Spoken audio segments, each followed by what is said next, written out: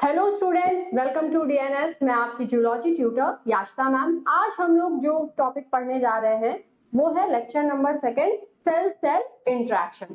देखिए, lecture number 1 में हम लोग प्लाज्मा मेम्ब्रेन के बारे में पढ़े थे। प्लाज्मा मेम्ब्रेन क्या होता है? प्लाज्मा मेम्ब्रेन किसी भी सेल का आउटर मोस्ट लेयर होता है जो कि उस सेल के अंदर के कंटेंट्स को बाहर के इन्वायरमेंट से प्रोटेक्ट करके रखता है। साथ ही साथ में उसको सेल के सिग्नलिंग में, ट्रांसपोर्ट में, ये सारी चीजों में भी वो हेल्प करता है। प्लाज्मा मेम्ब्रेन के अंदर हम लोग प्लाज्मा मेम्ब्रेन का स्ट्रक्चर पढ़े थे, साथ ही साथ में ये पढ़े थे कि कौन कौन से कंपोनेंट के साथ वो मिल करके बना हुआ है। अब उसके बाद हम लोग फ्लूइड मोज़ेक मॉडल पढ़े थे और ये चीज भी पढ़े थे कि क्यों प्लाज्मा मेम्ब्रेन सेलेक्टिवली परमिएबल होता है। तो आप जल्दी से बताइए कि क्यों प्लाज्मा मेम्ब्रेन सेलेक्टिवली परमिएबल जो कैरेक्टरिस्टिक है वो शो करता है। साथ ही साथ में हम लोग ये भी पढ़े थे कि प्लाज्मा मेम्ब्रेन जो है इंडोसाइटोसिस और एक्सोसाइटोसिस में हेल्पफुल होता है। तो इंडोसाइटोसिस और एक्सोसाइटोसिस क्या होता है, इसे आप जल्दी से कमेंट करके बताइए। चलिए, आज का जो टॉपिक है वो है cell cell interaction. Cell cell interaction से आप क्या समझते हैं? मतलब सेल है, ठीक है, और आपस में जो सेल है वो आपस में इंटरेक्ट कर रहे हैं, ठीक है। अब सेल क्या होता है? Basic functional and structural unit होता है किसी भी ऑर्गेनिज्म का।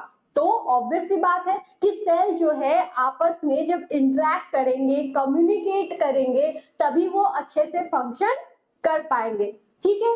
अब ये जो इंटरेक्शन होता है सेल के अंदर, ये कैसे होता है, उसके लिए क्या क्या प्रेजेंट्स होते हैं, ये जो है आज हम लोग पढ़ेंगे। तो चलिए स्टार्ट करते हैं।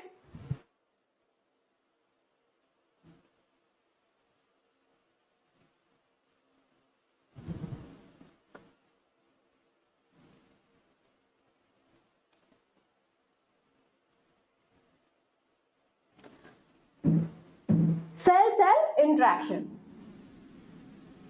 तो सबसे पहले हम लोग इंट्रोडक्शन को पढ़ लेते हैं कि जो सेल सेल इंटरेक्शन है उसका मतलब क्या है, उसके अंदर क्या चीजें आती हैं, क्यों जो सेल सेल इंटरेक्शन है वो इम्पोर्टेंट होता है, ठीक है। अगर सेल सेल इंटरेक्शन की बात की जाए तो जो सेल सेल इंटरेक्शन है, ठीक है, इसका मतलब ये है कि डायरेक्ट इंटरेक्शन होना किसके बीच में? सेल सरफेस के बीच में। और ये जो डायरेक्ट इंटरेक्शन होता है सेल्स के बीच में, ये क्यों होता है? ये इसलिए होता है ताकि जो डेवलपमेंट और फंक्शन है मल्टी सेलुलर ऑर्गेनिज्म के, वो अच्छे से हो सके। तो अगर सेल सेल इंटरेक्शन की बात की जाए तो सेल सेल इंटरेक्शन मतलब direct interaction between the cell surfaces. अब ये सेल है और ये दूसरा सेल है, ठीक है। अगर इनके बीच में इंटरेक्शन हो रहा है तो इनके जो सरफेस है वही तो आपस में इंटरेक्ट होंगे ताकि सेल्स जो है वो आपस में इंटरेक्शन कर सके। तो ये क्या होता है कि जो सेल सरफेस है उनके बीच का इंटरेक्शन होता है जो कि बहुत ही ज्यादा इंपॉर्टेंट होता है किस चीज में? किसी भी ऑर्गेनिज्म के डेवलपमेंट में और साथ ही साथ में उसके फंक्शन में। मल्टी सेलुलर ऑर्गेनिज्म बहुत सारे सेल से मिलकर के बने हुए होते हैं। अब ये मल्टी सेलुलर ऑर्गेनिज्म जब डेवलपमेंट उनमें होती है या कोई फंक्शनिंग होती है तो सारे सेल्स जो होते हैं वो इन्वॉल्व होते हैं, आपस में इंटरेक्शन शो करते हैं और इस तरह से वो डेवलपमेंट और फंक्शन में जो है एक इंपॉर्टेंट रोल प्ले करता है सेल सेल इंटरेक्शन। अब देखिए, ये जो इंटरेक्शन है ये सेल्स को अलाउ करता है ताकि वो क्या कर सके? कम्युनिकेट कर सके, ठीक है। अब कोई सेल है, वो तो हम लोग की तरह बातचीत नहीं कर सकता ना, वो क्या करते हैं? ये सेल्स आपस में कम्युनिकेट करते हैं through various of ways and methods and various of things that are present within the cell surface, ठीक है। तो ये जो थिंग्स होते हैं, ये जो सब्सटेंसेस होते हैं या फिर जो सेल सेल इंटरेक्शन होता है, ये क्या करता है? सेल को कम्युनिकेट करने में हेल्पफुल होता है। अब ये सेल आपस में कम्युनिकेट करते हैं ताकि वो जो है एक दूसरे को बताते हैं कि किस तरह का जो है उनके, अगर ये सेल है और ये दूसरा सेल है तो ये आपस में इंटरेक्ट करते हैं और इस चीज को कम्युनिकेट कर पाते हैं कि इनके बाहर जो माइक्रो इन्वायरमेंट है उसमें क्या चीजें चल रही हैं। ठीक है, मान लीजिए कोई चेंज है जो कि इस इन्वायरमेंट में हुआ है, इस माइक्रो इन्वायरमेंट में हुआ है, तो ये जो चेंज है ये एक सेल को पता चला,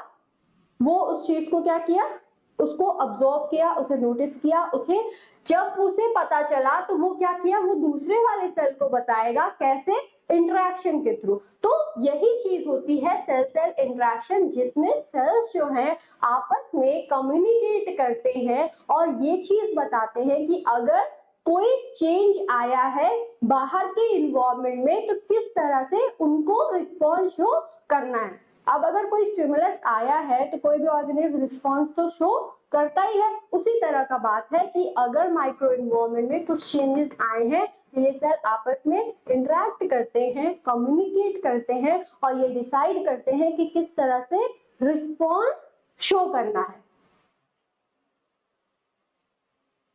ठीक है, अब देखिए ये जो एबिलिटी होती है कि सेंड करते हैं वो सिग्नल या रिसीव करते हैं, ये बहुत ही ज्यादा इसेंशियल होती है, जरूरी होती है किस चीज के लिए, सर्वाइवल ऑफ द सेल के लिए। अगर सेल सिग्नल को रिसीव ना कर पाया या सिग्नल को सेंड नहीं कर पाएगा तो क्या कोई सेल सर्वाइव कर पाएगा।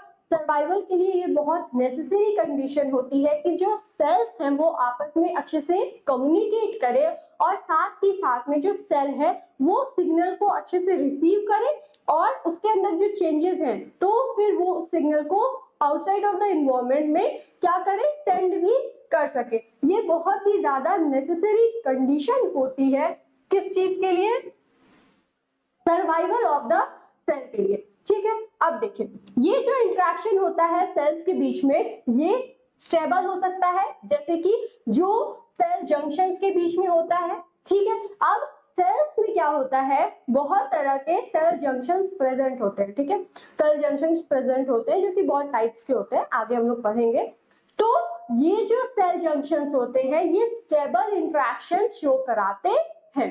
अब सेल्स के बीच में जो इंटरेक्शन होता है वो भी कई तरह का होता है। ठीक है, तो उसमें से एक जो है वो स्टेबल इंटरेक्शन होता है जो कि सेल जंक्शंस जो है वो प्रोवाइड करते हैं। अब ये जो जंक्शंस होते हैं ये किस चीज में हेल्पफुल होते हैं, ये कम्युनिकेशन में हेल्पफुल होते हैं, ऑर्गेनाइजेशन ऑफ द सेल्स में हेल्पफुल होते हैं with in a particular tissue. देखिए एक पर्टिकुलर टिश्यू में एक तरह का सेल प्रेजेंट होगा। ठीक है, क्योंकि क्या होता है, सेल है, टिश्यू है, फिर ऑर्गन है, ऑर्गन सिस्टम है और फिर बॉडी है। तो एक तरह का जो ऑर्गन होगा उसमें किसी स्पेसिफिक टाइप का टिश्यू ही प्रेजेंट होगा।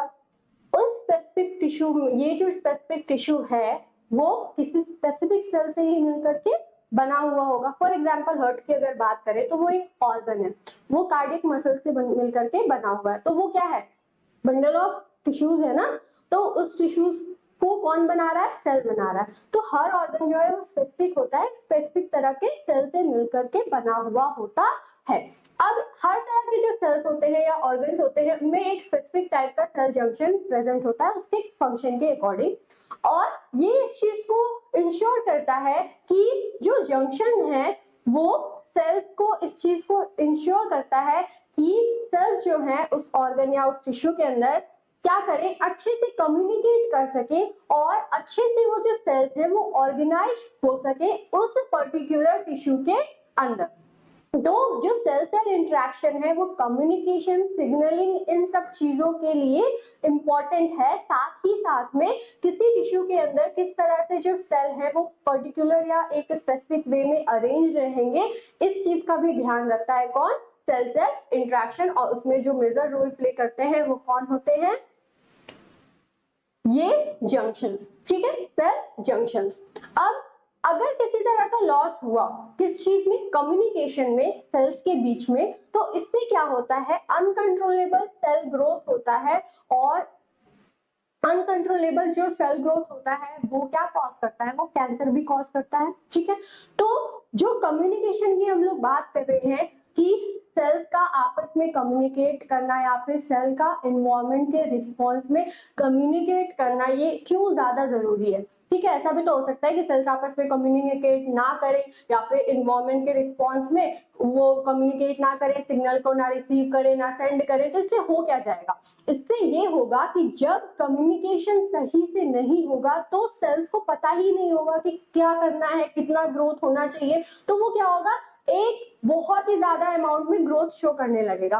अब ये जो इंडेफिनिट ग्रोथ है ये बॉडी के लिए बहुत ज्यादा हार्मफुल होता है। ठीक है, और this may lead to cancer, cancer के केस में भी यही होता है। ठीक है, तो क्या होता है कि सेल सेल इंटरेक्शन बहुत ज्यादा इंपॉर्टेंट है, जिसमें सेल्स आपस में इंटरेक्ट होते हैं, वो कम्युनिकेट करते हैं, अपने जो माइक्रो इन्वायरमेंट है उससे भी कम्युनिकेट करते हैं, आपस में भी कम्युनिकेट करते हैं।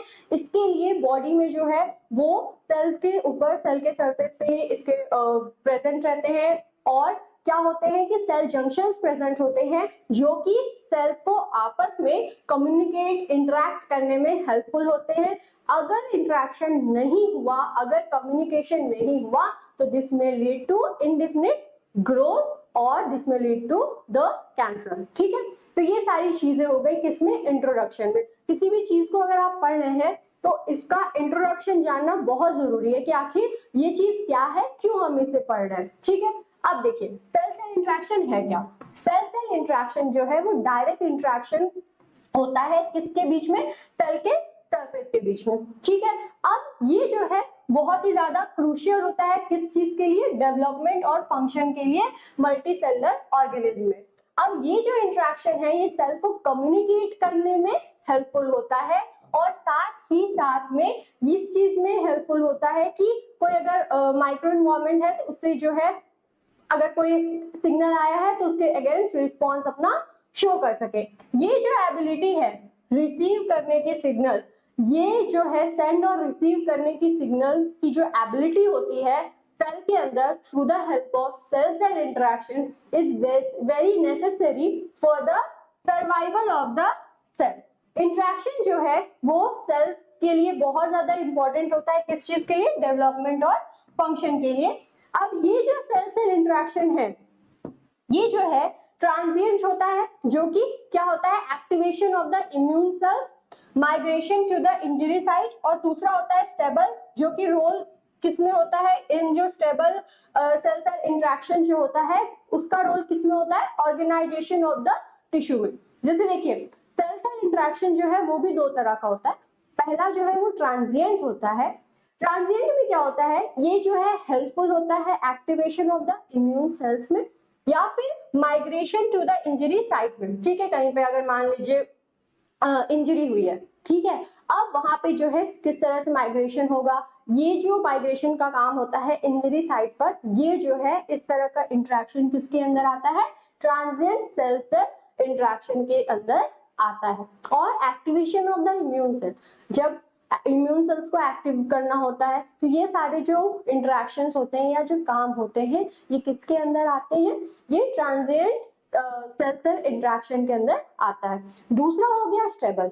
स्टेबल सेल सेल इंटरेक्शन जो है वो सेल्स के बीच में होता है, और ये जो है ऐसा टाइप का सेल सेल इंटरेक्शन है जिसमें जंक्शन इन्वॉल्व होते हैं।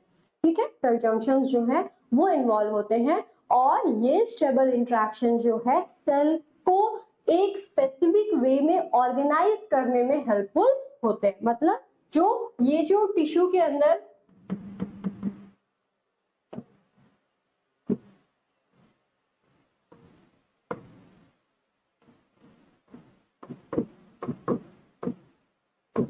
ऑर्गेनाइजेशन का काम है, ये जो है स्टेबल सेल सेल इंटरेक्शन के अंदर आता है। आप खुद से सोचिए, कोई टिश्यू है, आगे जाके यही मिलके ऑर्गन बनाएगा। ठीक है, तो टिश्यू के अंदर जो सेल्स प्रेजेंट हैं वो, ये बहुत ज्यादा नेसेसरी कंडीशन होती है कि उसके अंदर जो सेल्स प्रेजेंट हैं वो स्टेबल कंडीशन में रहें, वो एक स्पेसिफिक मैनर में ऑर्गेनाइज रहें। ऐसा नहीं है कि वो जो है इजीली अगर कोई भी स्टिमुलस आया तो वो क्या हो, ब्रेक हो गए, या फिर उनका जो एक ओरिएंटेशन है वो बिगड़ जाए। तो ये जो टिश्यूज के अंदर सेल्स प्रेजेंट होते हैं जिनमें उनका ऑर्गेनाइजेशन होता है, तो ये जो चीज होती है ये स्टेबल इंटरेक्शन के थ्रू होती है, स्टेबल सेल सेल इंटरेक्शन के थ्रू होती है, और इसमें जो है सेल जंक्शंस बहुत ही ज्यादा इंपॉर्टेंट रोल प्ले करते हैं। ठीक है, तो आई होप ये चीज जो है आपको समझ में आई होगी।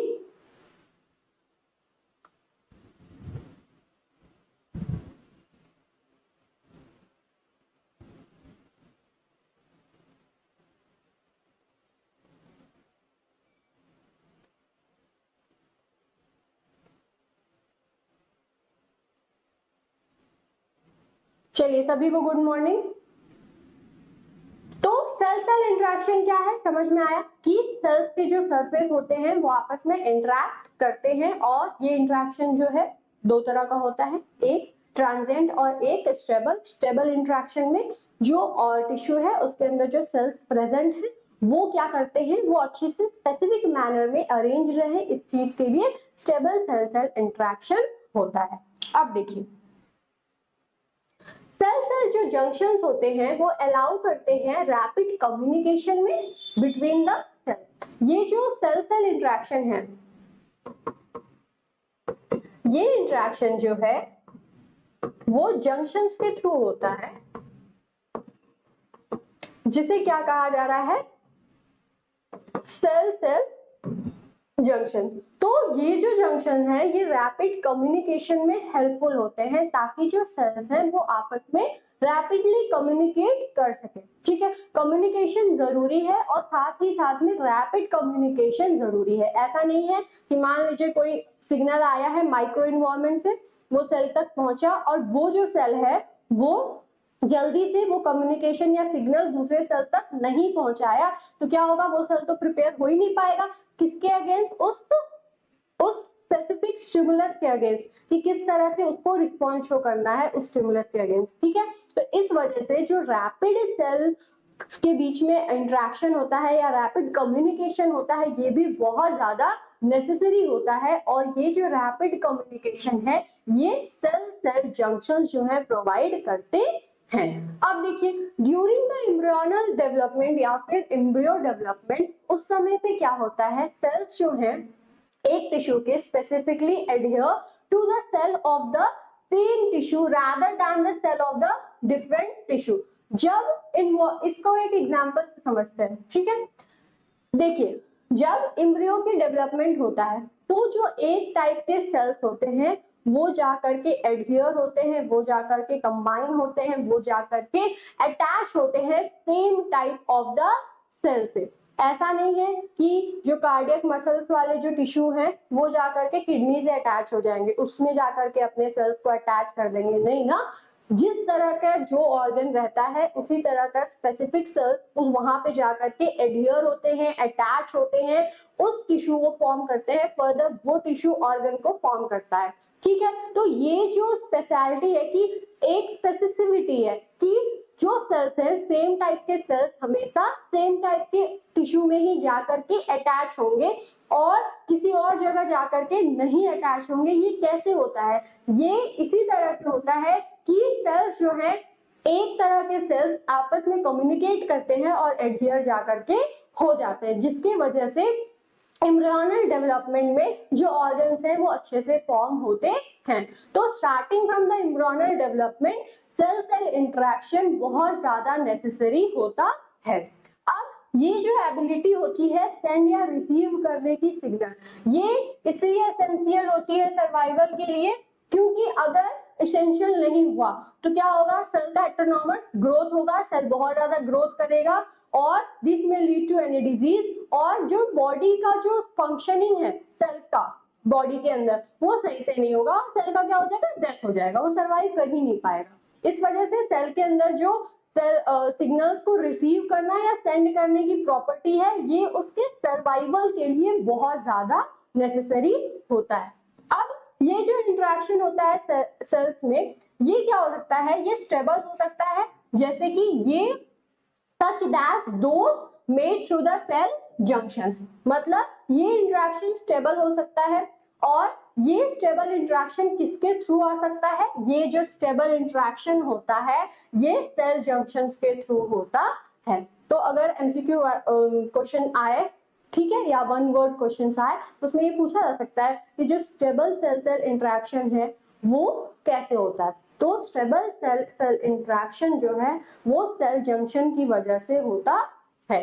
अब ये जो जंक्शंस होते हैं वो इन्वॉल्व होते हैं कम्युनिकेशन में और organisation of the cell within a particular tissue. ठीक है, ये चीजें क्लियर हो गई।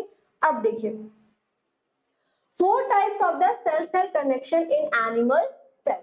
हम लोग बार बार कह रहे हैं कि सेल सेल इंटरेक्शन होता है और इसके लिए सेल के सरफेस में बहुत सारी चीजें प्रेजेंट होती हैं जिसके वजह से सेल्स जो है आपस में इंटरेक्ट करते हैं। तो वो क्या चीजें हैं जो कि सेल सेल कनेक्शन कराने में हेल्पफुल होती हैं किसके अंदर? एनिमल सेल्स के अंदर। तो पहला चीज हो गया एडहेरेंट जंक्शन, ठीक है, जो कि एडहेरिंग जंक्शन भी कहलाता है। ये सेल्स को एडहेयर करने में हेल्पफुल होता है, सेल सेल कनेक्शन कराने में या फिर सेल सेल इंटरेक्शन कराने में हेल्पफुल होता है।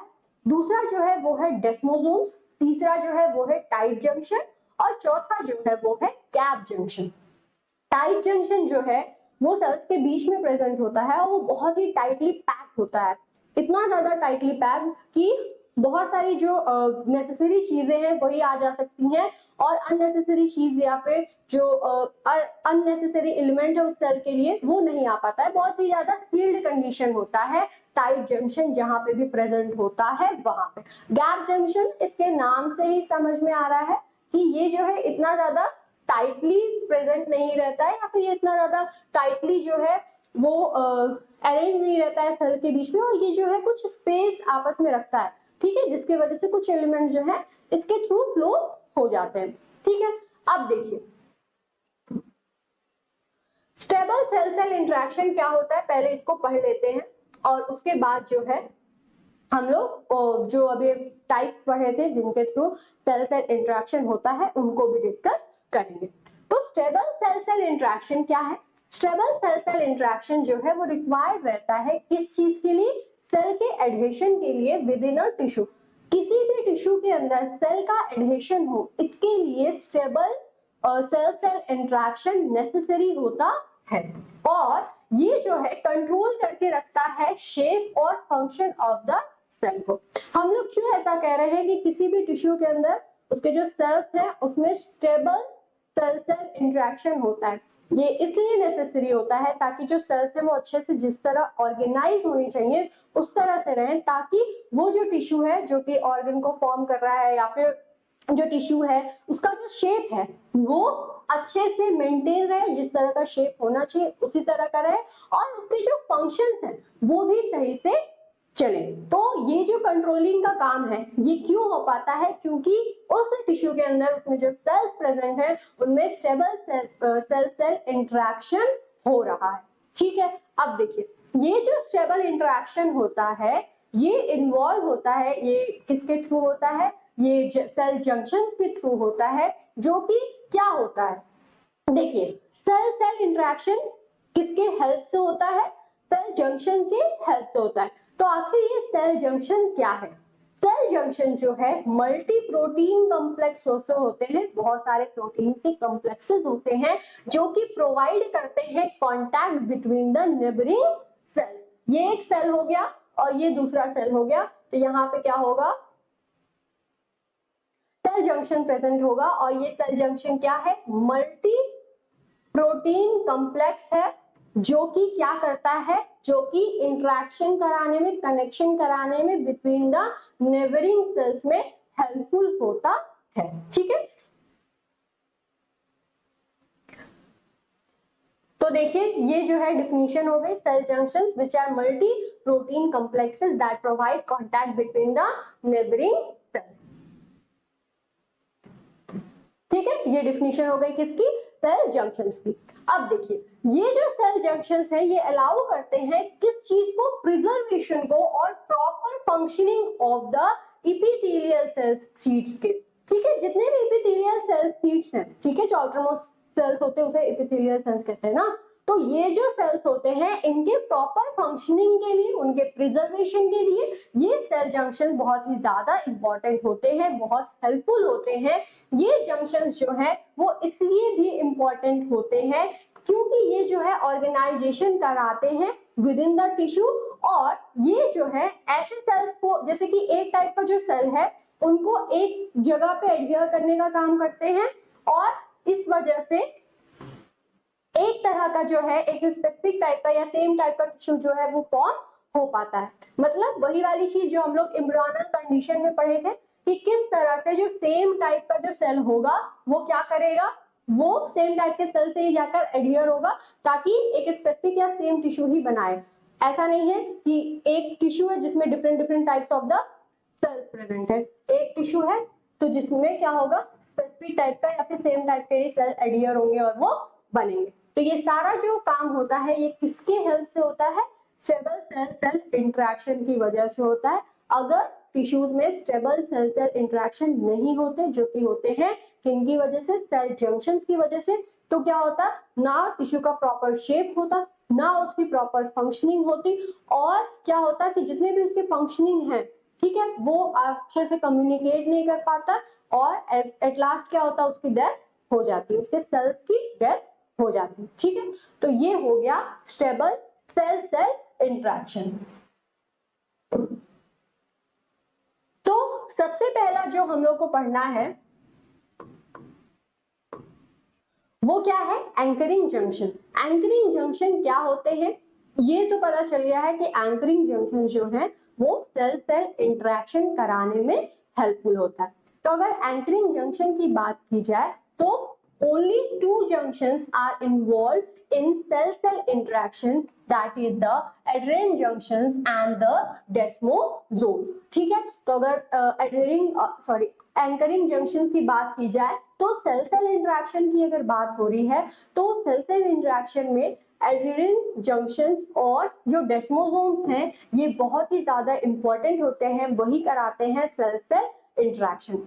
अब ये जो एडजेसेंट एपिथेलियल सेल्स होते हैं, ठीक है, एडजेसेंट मतलब जो कि अगल बगल प्रेजेंट हो, तो एडजेसेंट एपिथेलियल जो सेल्स होते हैं वो कनेक्टेड होते हैं किसकी वजह से, एडहेरेंट जंक्शन की वजह से ऑन देयर लैटरल मेम्ब्रेन्स। ठीक है, तो जितने भी ये जो एडजेसेंट एपिथेलियल सेल्स होते हैं वो आपस में किस तरह से कनेक्टेड रहते हैं, किस तरह से उनके बीच में अटैचमेंट रहता है, या फिर किस तरह से वो आपस में कम्युनिकेट कर पाते हैं, वो कम्युनिकेट कर पाते हैं एडहेरेंट जंक्शन की वजह से जो कि उनके लैटरल मेम्ब्रेन्स पर प्रेजेंट होता है।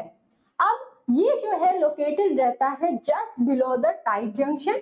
ठीक है, और इनका जो फंक्शन होता है वो ये होता है कि ये जो है शेप को प्रोवाइड कर सके, साथ ही साथ में ये टेंशन जो है, जो कि एक नेसेसरी कंडीशन होती है किसके लिए, सेल्स के लिए या टिश्यूज के लिए, उनको वो दे सके, और they are the site of the cell cell signalling. ठीक है, ये क्या होता है, सेल सेल सिग्नलिंग का जो साइट है वो होता है। ठीक है, मतलब ये जो एडहेरेंस होते हैं वो टाइट जंक्शन के नीचे जस्ट प्रेजेंट होते हैं, और ये जो है सेल्स को प्रॉपर शेप देने का काम, साथ ही साथ में तो वो जो टिश्यूज हैं उनको शेप देने का काम, और ये जो है साइट होते हैं सेल सेल सिग्नलिंग के। ठीक है, ताकि सेल्स जो हैं वो आपस में कम्युनिकेट कर सके, सिग्नल को सेंड कर सके और उसको रिसीव कर सके। अब देखिए एडहेरेंट जंक्शन जो होते हैं वो किस चीज से मिलकर के बने हुए होते हैं, ये जो है सेल एडेशन मॉलिक्यूल से मिलकर के बने हुए होते हैं, और ये किस फैमिली के अंदर आते हैं, कैडहेरिन फैमिली के अंदर आते हैं। ठीक है, तो एडहेरेंट जो है वो शॉर्ट फॉर्म में इसे कैम्स भी कहा जाता है। ठीक है, जिसे क्या कहते हैं, सेल एडेशन मॉलिक्यूल्स। आगे अभी इसके बाद जो लेक्चर्स होंगे उसमें हमें सेल एडेशन मॉलिक्यूल्स के बारे में पढ़ना है, वो बहुत सारे टाइप्स के होते हैं, उनका क्या फंक्शन होता है, वो कहाँ पे प्रेजेंट होते हैं, ये सारी चीजें हमें डिस्कस करनी है। अभी के लिए आप ये जानते रहिए कि जो एडहेरेंट जंक्शन होता है वो सेल एडिशन मॉलिक्यूल से मिलकर के बना हुआ होता है। सेल एडिशन मॉलिक्यूल का क्या काम होता है? उसका काम यही होता है कि सेल्स जो है आपस में इंटरेक्ट कर सके, आपस में कम्युनिकेट कर सके और उनके बीच में अच्छे से सिग्नलिंग का ट्रांसफर हो सके, ठीक है। और सेल एडिशन मॉलिक्यूल जो होते हैं वो किस फैमिली से होते हैं? तो वो कैडहेरिन फैमिली से होते हैं, ठीक है। अब देखिए, they are over 100 types of cadherins. Cadherin 100 types के होते हैं, मोर ओवर 100 टाइप्स के होते हैं। मोस्ट कॉमन जो है वो ENP कैडहेरिन्स होते हैं। अब ये जो एडहेरेंट जंक्शंस होते हैं किसमें? एपिथेलियल सेल्स में। इसमें जो है ई कैडहेरिन जो है वो सबसे ज्यादा प्रेजेंट होता है। देखिए, ये एडहेरेंट जंक्शन कहाँ पे प्रेजेंट होता है? ये एडहेरेंट जंक्शंस जो है वो एपिथेलियल सेल्स में प्रेजेंट होते हैं और ये एडहेरेंट जंक्शंस जो हैं इनके अंदर बहुत सारे सेल एडहेरिंग मॉलिक्यूल्स प्रेजेंट होते हैं जो कि कैडहेरिन फैमिली के होते हैं। अब ये जो एडहेरेंट जंक्शन है इसमें बहुत सारे टाइप्स के कैडहेरिन्स प्रेजेंट होते हैं। अगर बात की जाए किसकी? एपिथेलियल सेल्स की, तो उसमें सबसे ज्यादा कौन सा कैडहेरिन प्रेजेंट होता है? तो ई कैडहेरिन जो है वो प्रेजेंट होता है। तो इसे आप नोट कर लीजिए।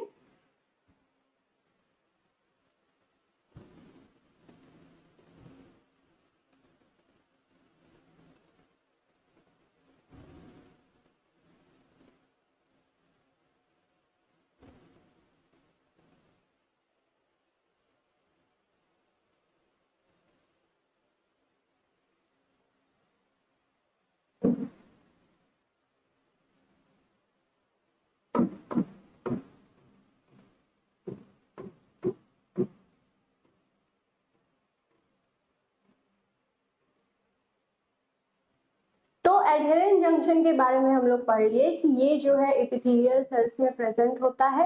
ये सेल एडिशन मॉलिक्यूल से मिलकर के बना हुआ होता है। इसके अंदर ढेर सारे टाइप्स ऑफ कैडहेरिन प्रेजेंट होते हैं। अगर एपिथेलियल सेल की बात की जाए तो उसके अंदर ई कैडहेरिन जो है सबसे ज्यादा एबंडेंट होता है, ठीक है। उसके बाद अगर बात की जाए तो डेस्मोसोम्स आते हैं। डेस्मोसोम्स बहुत ही ज्यादा इंपॉर्टेंट होते हैं सेल सेल इंटरेक्शन में। अगर डेस्मोसोम्स की बात की जाए तो डेस्मोसोम्स जो है सबसे ज्यादा इंपॉर्टेंट इसका जो काम है वो ये है कि ये जो है स्ट्रेंथ और ड्यूरेबिलिटी को प्रोवाइड करता है सेल्स को। स्ट्रेंथ मतलब जो सेल्स हैं उनको स्ट्रेंथ प्रोवाइड करने का काम, उन्हें स्ट्रॉन्ग बनाने का काम कौन करता है? डेस्मोसोम्स करता है। और साथ ही साथ में उनकी ड्यूरेबिलिटी जो है उसे भी ये प्रोवाइड करता है। ड्यूरेबिलिटी मतलब उस सेल की लाइफ, कितने दिन तक ये सरवाइव करेगा, क्या इसका जो है वो लाइफ स्पैन होगा। ये स्ट्रेंथ और ड्यूरेबिलिटी का काम कौन प्रोवाइड करता है? डेस्मोसोम्स प्रोवाइड करता है। किसको? सेल्स को और टिश्यूज को। साथ ही साथ में ये जो है कहाँ पे लोकेटेड होता है? ये एडहेरेंट जंक्शन के जस्ट बिलो लोकेटेड रहता है, ठीक है। तो एडहेरेंट जंक्शन हो गया, हम लोग एडहेरेंट जंक्शन को क्या पढ़े थे? टाइट जंक्शन हो गया, ठीक है। उसके बाद एडहेरेंट जंक्शन हो गया और अब जो है यहाँ पे इसके बाद डेस्मोसोम्स प्रेजेंट होता है। तो डेस्मोसोम्स कहाँ पे प्रेजेंट है? डेस्मोसोम्स प्रेजेंट है एडहेरेंट जंक्शन के जस्ट बिलो और ये जो है सेल्स या टिश्यू को स्ट्रेंथ प्रोवाइड करने का काम और उसको ड्यूरेबिलिटी प्रोवाइड करने का काम करता है। अगर इनकी बात की जाए तो ये जो है किस चीज का साइट होता है, मतलब यहाँ पे क्या चीजें होती हैं? ये जो है साइट होता है एडहेशन का, मतलब वही सेल्स के जो है आपस में एडहेर कर सके, वो आपस में कांटेक्ट में आ सके, उनके बीच में इंटरेक्शन हो सके, इस चीज का ये साइट होता है। ये जो है दो स्पेशलाइज्ड कैडहेरिन जो है इनसे मिलकर के बना हुआ होता है।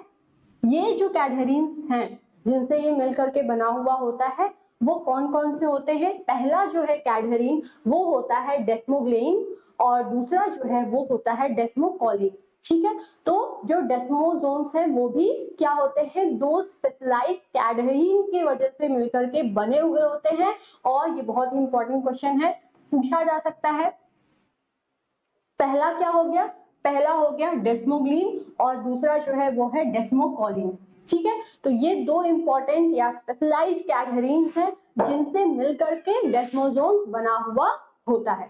अब देखिए ये जो प्रोटीन्स हैं, ठीक है, इनके जो ये प्रोटीन्स हैं जो कि कैडहेरिन्स हैं, ये क्या करते हैं, इनके पास एक्स्ट्रा सेलुलर डोमेन होता है जो कि इंटरेक्ट करता है आपस में और साथ ही साथ में each other on the adjacent cell. तो ये जो डेस्मोसोम्स हैं जो कि सेल्स पर प्रेजेंट हैं, ये क्या करते हैं, इनके पास जो स्पेशलाइज्ड प्रोटीन प्रेजेंट होते हैं, ये इनके पास एक्स्ट्रा सेलुलर डोमेन प्रेजेंट होता है। ये एक्स्ट्रा सेलुलर डोमेन क्या करता है, एडजेसेंट सेल्स को आपस में इंटरेक्ट कराने में हेल्पफुल होता है। तो अगर डेस्मोसोम्स की बात की जाए तो ये स्पेशलाइज्ड कैडहेरिन से मिलकर के बने हुए होते हैं और ये स्पेशलाइज्ड कैडहेरिन डेस्मोकोलिन और डेस्मोग्लिन है और ये जो है इनके पास एक स्पेसिफिक डोमेन प्रेजेंट होते हैं जो कि इन डोमेन्स की हेल्प से ये आपस में एडजेसेंट सेल्स को इंटरेक्ट कराने में हेल्पफुल होते हैं। डेस्मोसोम्स जो है बहुत ही ज्यादा इंपॉर्टेंट होता है सेल सेल सिग्नलिंग में। तो डेस्मोसोम्स की अगर फंक्शनिंग आपको यही लिखनी हो तो आप ऐसे लिख सकते हैं कि डेस्मोसोम्स जो है सेल सेल इंटरेक्शन में हेल्पफुल होता है, सेल सेल सिग्नलिंग में हेल्पफुल होता है, साथ ही साथ में ये सेल को ड्यूरेबिलिटी प्रोवाइड करता है, सेल को स्ट्रेंथ प्रोवाइड करता है और इसमें स्पेशलाइज्ड कैडहेरिन्स प्रेजेंट होते हैं। कैडहेरिन का नेम जो है वो आप मेंशन कर सकते हैं। तो ये हो गया desmosomes.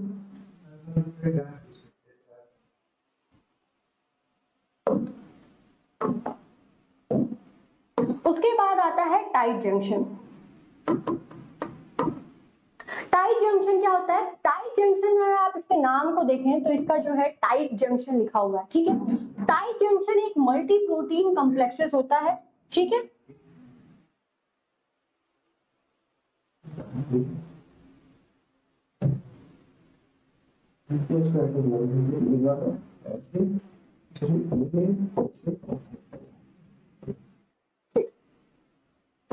Tight junction, tight junction क्या होता है, टाइट जंक्शन अगर आप इसको देखें तो ये टाइट जंक्शंस जो है मल्टी प्रोटीन कॉम्प्लेक्सेस होते हैं, ठीक है। मल्टी प्रोटीन कॉम्प्लेक्सेस इन्हें क्यों कहा जा रहा है, क्योंकि ढेर सारे टाइप्स ऑफ प्रोटीन से मिलकर के बने हुए होते हैं, इनका कॉम्प्लेक्स स्ट्रक्चर होता है और ये क्या करते हैं, ये जो है सेल्स को आपस में होल्ड करके रखने के लिए कैपेबल होते हैं। मतलब एक टिश्यू है उसमें क्या होगा, ढेर सारे सेल्स मिलकर के उसमें बने हुए होंगे। अब ये सेल्स जो हैं वो आपस में अच्छे से अरेंज रहे, अच्छे से होल्डेड रहे, इस चीज का जो काम है वो कौन करता है, टाइट जंक्शन करता है। और साथ ही साथ में ये क्या करता है, प्रिवेंट करता है movement of the water and water soluble molecules between the cells, ठीक है। तो जो टाइट जंक्शन है वो सेल्स पर प्रेजेंट होता है और ये मल्टी सेलुलर या मल्टी प्रोटीन कॉम्प्लेक्सेस होता है, मल्टी प्रोटीन कॉम्प्लेक्सेस होता है और ये क्या करता है, वाटर को और वाटर सॉल्युबल जितने भी सब्सटेंसेस हैं उनको क्या करता है, प्रिवेंट करता है, उनको रोकता है ताकि इनका फ्लो ना हो सके। इसी वजह से ये बहुत ही ज्यादा टाइटली अरेंज रहता है। प्रिवेंशन ये क्या करता है, वाटर के और वाटर सॉल्युबल सब्सटेंसेस का फ्लो को ये प्रिवेंट करता है, इसी वजह से इसका नाम जो है टाइट जंक्शन रहता है, ठीक है। अब देखिए ये जो सेल्स हैं या फिर एपिथेलियल सेल्स हो गए, इसमें क्या होता है, टाइट जंक्शन प्रेजेंट होते हैं और इनकी अगर फंक्शन की बात की जाए तो ये जो है सेपरेट करके रखता है किस चीज को, एक्स्ट्रा सेलुलर फ्लूइड को और किसको, एपिकल एंड बेसोलेटरल मेम्ब्रेन को, ठीक है। तो ये जो एपिथेलियल सेल्स होते हैं इनमें ये क्या करता है, ये फंक्शन करता है कि जो एक्स्ट्रा सेलुलर फ्लूइड है, ठीक है, जो कि सराउंड करके रखा है एपिकल या बेसोलेटरल मेम्ब्रेन को, उससे ये जो है सेपरेटेड रह सके। मतलब ओवरऑल ये एक सेल हो गया, ये दूसरा सेल हो गया, यहाँ पे टाइट जंक्शन प्रेजेंट है। ये क्या कर रहा है, ये इस सेल में प्रेजेंट जो वाटर है और इस सेल में जो प्रेजेंट वाटर है इनको तो आपस में फ्लो नहीं होने दे रहा है और साथ ही साथ में ऐसा कोई वाटर सॉल्युबल सब्सटेंस है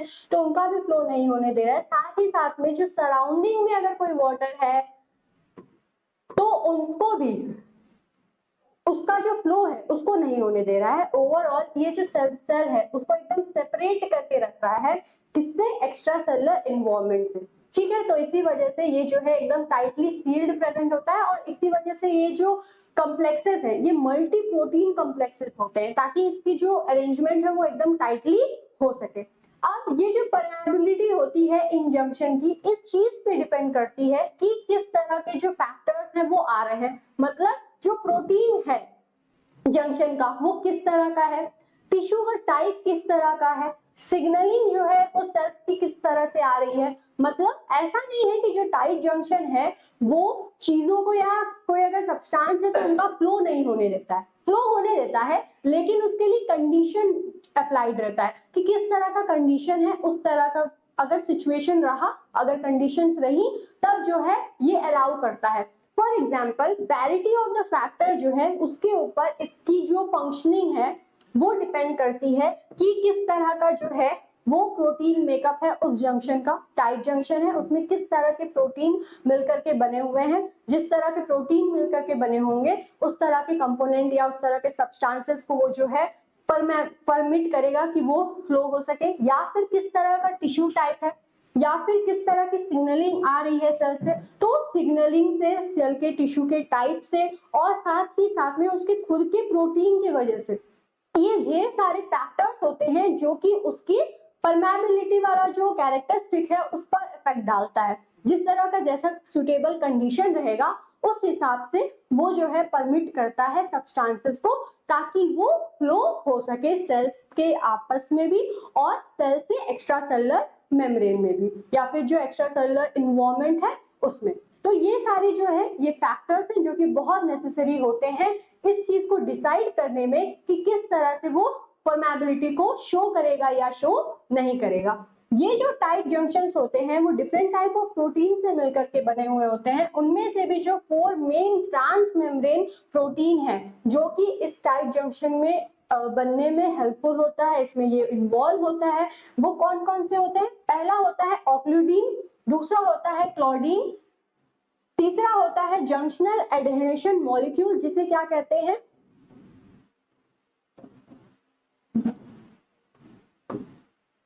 जैंक्स कहते हैं। जैसे कि अभी आप सेल एडहेरेशन मॉलिक्यूल्स जो पढ़े थे, सेल एडहेरेशन मॉलिक्यूल जो कि एडहेरिंग जंक्शन में प्रेजेंट होता है, वैसे ही टाइट जंक्शन में जो है वो जंक्शनल एडहेरेशन मॉलिक्यूल्स प्रेजेंट होते हैं और ये प्रोटीन होता है, ठीक है। उसके बाद जो चौथा है वो है ट्राइसेलुलिन्स, ठीक है। तो ये 4 इंपॉर्टेंट ट्रांस मेम्ब्रेन प्रोटीन है जो कि टाइट जंक्शन में प्रेजेंट होता है और इनका जो नेम है ये बहुत ज्यादा इंपॉर्टेंट है, ठीक है। तो ये आपको याद रहना चाहिए।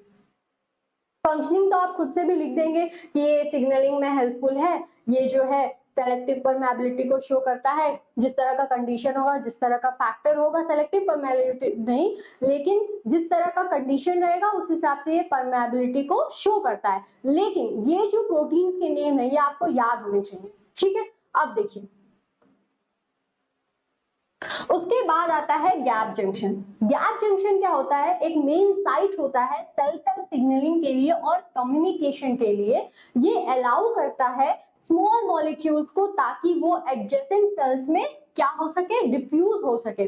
जब हम आपको स्टार्टिंग में इंट्रोडक्शन बता रहे थे तब हम आपको कहे थे कि जो टाइट जंक्शन रहता है उसका जो कॉम्प्लेक्स रहता है बहुत ही टाइटली पैक्ड रहता है, जिसकी वजह से वो वाटर या फिर वाटर सॉल्युबल मॉलिक्यूल्स को परमिट नहीं करता है फ्लो होने के लिए। लेकिन गैप जंक्शन जो है ऐसा जंक्शनल कॉम्प्लेक्स है, ऐसा सेल जंक्शन है जो कि एडजेसेंट सेल्स पर प्रेजेंट होता है और इनके बीच में गैप्स प्रेजेंट होते हैं। और इन गैप्स में होता क्या है कि जो स्मॉल मॉलिक्यूल्स होते हैं वो डिफ्यूज हो पाते हैं।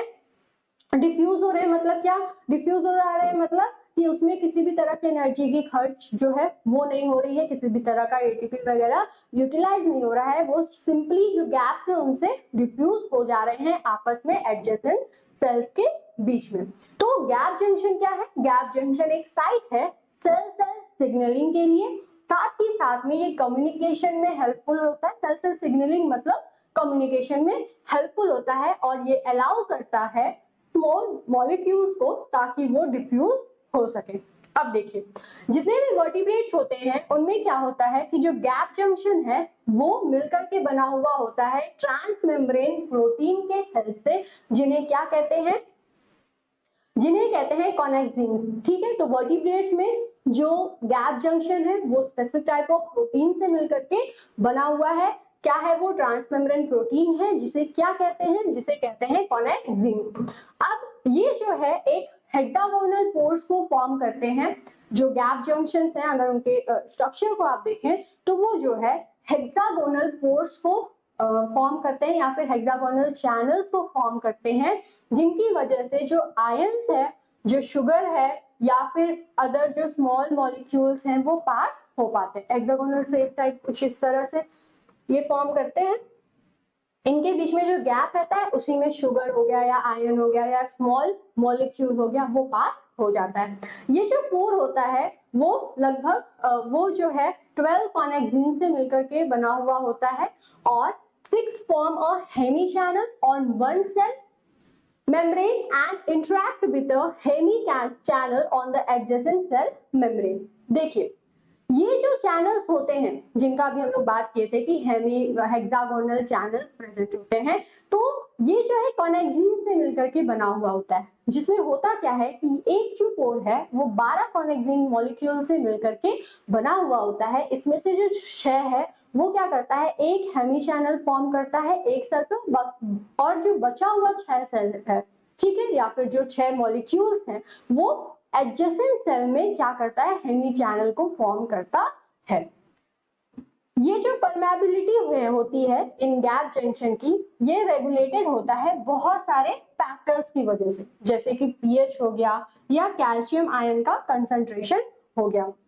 जैसे कि हम लोग टाइट जंक्शन में पढ़े थे कि किस तरह की प्रोटीन से वो मिलकर के बना हुआ है या फिर टिश्यू का टाइप जो है वो कैसा है, इन सब फैक्टर्स पे उनकी परमेबिलिटी डिपेंड हो रही थी। वैसे ही गैप जंक्शन भले ही स्मॉल मॉलिक्यूल्स को परमिट कर दे रहा है कि किस तरह से वो फ्लो होंगे, लेकिन अदर जो मॉलिक्यूल्स होते हैं जैसे कि आयंस हो गए या फिर शुगर मॉलिक्यूल हो गया, इन सब सारी चीजों की जो परमेबिलिटी है वो डिपेंडेंट होती है इनमें भी बहुत सारे फैक्टर्स के ऊपर, जैसे कि किस तरह का पीएच है उस वहां पे, ठीक है, वो जो सेल्स प्रेजेंट है उनमें गैप जंक्शन प्रेजेंट है, तो वहां पे जो उसका जो माइक्रो एनवायरनमेंट है या फिर उसका जो एक्स्ट्रासेलुलर माइक्रो एनवायरनमेंट है वहां पे किस तरह का पीएच प्रेजेंट है या फिर किस तरह का कैल्शियम कंसंट्रेशन प्रेजेंट है, उस पर भी इनकी जो परमेबिलिटी है वो जो है डिपेंडेंट होती है। तो डायग्राम देख लेते हैं गैप जंक्शन का। ये हो गया एक सेल, ठीक है, और ये हो गया दूसरा सेल। अब सेल के अंदर बहुत सारी चीजें होंगी लेकिन उससे हमें तो मतलब नहीं है, हमें क्या पढ़ना है, हमें गैप जंक्शन पढ़ना है, ठीक है। तो ये क्या हो गया, ये गैप जंक्शन हो गया जो कि प्रोटीन से मिलकर के बना हुआ होता है।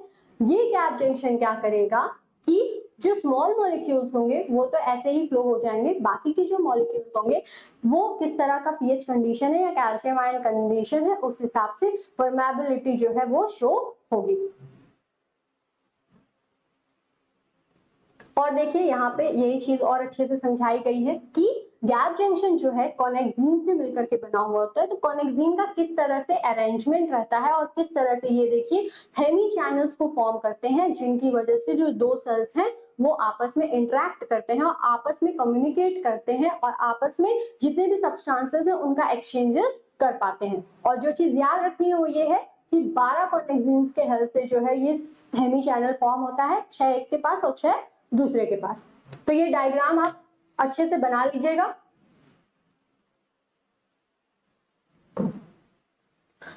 उसके बाद डेस्मोसोम्स को पढ़ लेते हैं। डेस्मोसोम्स जो है वो क्या होते हैं, डेस्मोसोम्स जो है स्पेशलाइज्ड एडहेसिव प्रोटीन होता है। डेस्मोसोम्स के बारे में हम लोग शुरुआत में भी पढ़े थे कि वो क्या होता है। तो डेस्मोसोम्स जो है एक ऐसा सेल जंक्शन हो गया जो कि क्या करता है, सेल्स को जो है स्ट्रेंथ प्रोवाइड करता है, ड्यूरेबिलिटी प्रोवाइड करता है। तो दो चीज हमेशा इसके बारे में याद रखनी है, वो है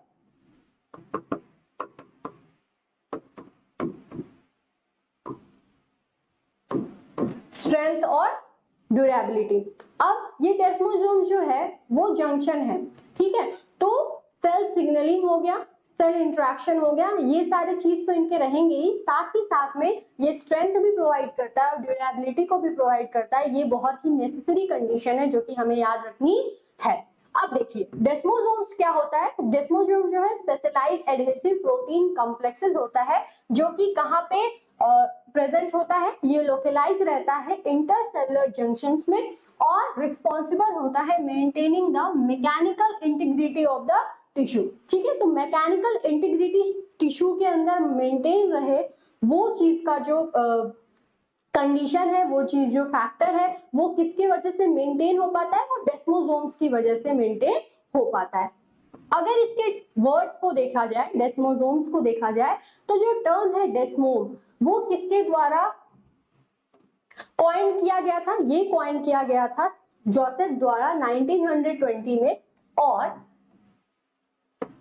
ये जो वर्ड है डेस्मोम्स, ये कहां से लिया गया है, ये जो है ग्रीक ओरिएंटेड है, ग्रीक वर्ड से इसे लिया गया है, जिसका मतलब क्या होता है कि डेस्मो मतलब होता है बॉन्ड और जोमा मतलब होता है बॉडी। ठीक है, मतलब ये जो डेस्मोसोम्स हैं, जो कि डेस्मोम्स से लिया गया है, एक ग्रीक वर्ड है जिसे कॉइन किया गया था जोसेफ द्वारा 1920 में। इसका मतलब ही यही होता है कि डेस्मोम्स मतलब कि एक बॉन्ड और बॉडी मतलब सोमा, मतलब एक ऐसा ऑर्गेनाइजेशन या एक ऐसा कॉम्प्लेक्स जो कि सेल्स के अंदर क्या कर रहा है, उसकी मैकेनिकल इंटीग्रिटी में हेल्पफुल है। ठीक है, उसे क्या कर रहा है, उसे एक बॉन्ड की तरह सारे जो सेल्स के टिश्यू के अंदर जितने भी सेल्स हैं उनको क्या कर रहा है, अटैच करके रखने का काम कर रहा है, उनकी इंटीग्रिटी को मेंटेन करके रख रहा है। जैसे फॉर एग्जांपल केमिस्ट्री में क्या होता है, जब कोई केमिकल कंपाउंड हम लोग पढ़ते हैं तो उसमें क्या होता है, ढेर सारे एटम्स, ढेर सारे मॉलिक्यूल से मिलकर के वो बना हुआ होता है, और वो एटम्स या मॉलिक्यूल्स किस तरह से अटैच रहते हैं आपस में, बॉन्ड से ही अटैच रहते हैं ना, और फिर वो ढेर सारे मिलकर के एक स्पेसिफिक कंपाउंड को बनाते हैं। उसी तरह जो डेस्मोसोम्स है वो क्या करता है कि टिश्यू के अंदर जो ढेर सारे सेल्स प्रेजेंट हैं उनको बॉन्डेड करके रखता है, मतलब उनको अटैच करके रखता है, और इस तरह से जो टिश्यू है उसकी इंटीग्रिटी को मेंटेन करके रखता है। इसी वजह से ये जो है स्ट्रेंथ भी प्रोवाइड कर पाता है। ठीक है, ये चीज समझ में आई। अब देखिए इनके पास जो है एक तरह का जंक्शनल कॉम्प्लेक्स है, ये लोकलाइज रहता है spot like adhesion randomly arrange on a lateral side of plasma membrane. Plasma membrane में रैंडमली लैटरल साइड पर ये अरेंज रहता है। डेस्मोसोम्स की अगर बात की जाए तो डेस्मोसोम्स जो है one of the strongest cell cell adhesion का टाइप होता है, और ये जो है फाउंड किया, ये कहाँ पे पाया जाता है, ये टिश्यूज में पाया जाता है जिनमें क्या होता है, इंटेंस मैकेनिकल स्ट्रेंथ की जरूरत होती है। ठीक है, टिश्यू भी तो बहुत सारे टाइप के होते हैं, कुछ ऐसे टिश्यूज होते हैं जिनमें इंटेंस मैकेनिकल स्ट्रेंथ की जरूरत होती है, तो ऐसे टिश्यूज जिनमें इंटेंस मैकेनिकल स्ट्रेंथ की जरूरत होती है, स्ट्रेस की जरूरत होती है, वहां पे डेस्मोसोम्स प्रेजेंट होते हैं। ऐसा इसलिए होता है क्योंकि डेस्मोसोम्स जो है वो स्ट्रॉन्ग सेल सेल इंटरेक्शन को फॉर्म करता है। अब जैसे कि ये इंटेंस मैकेनिकल स्ट्रेंथ कहाँ पे प्रेजेंट होता है, तो कार्डियक मसल्स हो गया, कार्डियक टिश्यू हो गया, या फिर ब्लैडर टिश्यू हो गया, या फिर गैस्ट्रोइंटेस्टाइनल म्यूकोसा हो गया, या फिर एपिथेलिया हो गया। ये सारे के सारे ऐसे टिश्यूज होते हैं जहां पे क्या होता है, बहुत ही ज्यादा मैकेनिकल स्ट्रेंथ की जरूरत होती है, मैकेनिकल स्ट्रेस वहां पे प्रेजेंट होता है। तो इस मैकेनिकल स्ट्रेस को मेंटेन करके रखने का काम डेस्मोसोम्स का होता है। इस वजह से वहां पे जो है कार्डियक मसल हो गया, या गैस्ट्रोइंटेस्टाइनल म्यूकोसा हो गया, या फिर एपिथेलिया हो गया, वहां पे डेस्मोसोम्स जो है वो प्रेजेंट होते हैं। डेस्मोसोम्स की अगर आप डायग्राम देखें तो अभी हम लोग पढ़े थे कि जो डेस्मोसोम्स होता है वो प्लाज्मा मेम्ब्रेन की लेटरल साइड पर प्रेजेंट होता है। तो डायग्राम में आप देखें, ये हो गया प्लाज्मा मेम्ब्रेन, और ये स्केलेटन फिलामेंट हो गया, ये कैडहेरिन्स हो गए जो कि एडहेशन प्रोटीन होता है, इसमें प्रेजेंट होता है, और डेस्मोसोम जो है ये इस तरह से लैटरली अरेंज रहता है प्लाज्मा मेम्ब्रेन में, और ये इसलिए प्रेजेंट रहता है ताकि जो टिश्यू है उसकी इंटीग्रिटी मेंटेन हो सके, और ऐसे टिश्यूज या ऐसे सेल्स जहां पे मैकेनिकल स्ट्रेस बहुत ज्यादा है वहां पे ये प्रेजेंट रहते हैं ताकि उस स्ट्रेस को ये मेंटेन कर सके। ठीक है, तो ये डायग्राम हो गया, इसे आप ड्रॉ कर लीजिएगा। आई होप आपको ये जो लेक्चर है वो अच्छे से समझ में आया होगा। इसमें हम लोग क्या पढ़े थे, इसमें हम लोग पढ़े सेल सेल इंटरेक्शन के बारे में, और ये भी जाने कि ये जो सेल सेल इंटरेक्शन है ये किन की वजह से होता है। तो इसके अंदर हम लोग टाइट जंक्शन को पढ़े, गैप जंक्शन को पढ़े, एडिशन मॉलिक्यूल्स को पढ़े, किस तरह से एडिशन जंक्शन जो है वो हेल्पफुल होते हैं, इन सारी चीजों को हम लोग डिस्कस किए। तो एट लास्ट आपको अगर ये क्लास अच्छी लगी, आपको ये जो टॉपिक है अच्छे से समझ में आया, तो आप ज्वाइन कर सकते हैं हमारे नवोत्सव बैच को, जो कि बीएससी फर्स्ट सेमेस्टर और थर्ड सेमेस्टर के लिए है। इसके अंदर आपको ऑनलाइन इंटरेक्टिव क्लासेस मिलेंगे, लाइव डाउट क्लासेस मिलेंगे, हर जो सब्जेक्ट है उसका नोट्स आपको मिलेगा, साथ ही साथ में आपको प्रीवियस ईयर क्वेश्चन पेपर मिलेंगे, और वन शॉट जो रिवीजन होता है हर यूनिट का वो भी आपको प्रोवाइड होगा। तो ये सारी चीजें आपको जो है ये मिल जाएंगी, और इस समय यहाँ पे ऑफर भी चल रहा है, तो आप इसे ज्वाइन कर सकते हैं। अगर आप नवोदय बैच को ज्वाइन करना चाहते हैं तो आप डीएनएस प्ले स्टोर से डीएनएस एडुकेयर ऐप को डाउनलोड करके रख सकते हैं, और ये आपके लिए हेल्पफुल हो सकता है। और ये इसकी जो कोर्स की जो वैलिडिटी है वो 1 साल की रहेगी, और जो कोर्स का ड्यूरेशन है वो 3 मंथ का रहेगा। तो विद इन 3 मंथ्स आपका जो कोर्स है वो कंप्लीट हो जाएगा। वैलिडिटी 1 साल की रहेगी इस कोर्स की। साथ ही साथ में अगर आपको कोई कंफ्यूजन है तो आप इस नंबर पे कॉल करके भी पूछ सकते हैं। तो आई होप आपको ये जो लेक्चर है वो अच्छे से समझ में आया होगा। तो thanks for watching this video. मिलते हैं हम लोग नए नेक्स्ट लेक्चर में एक नए टॉपिक के साथ।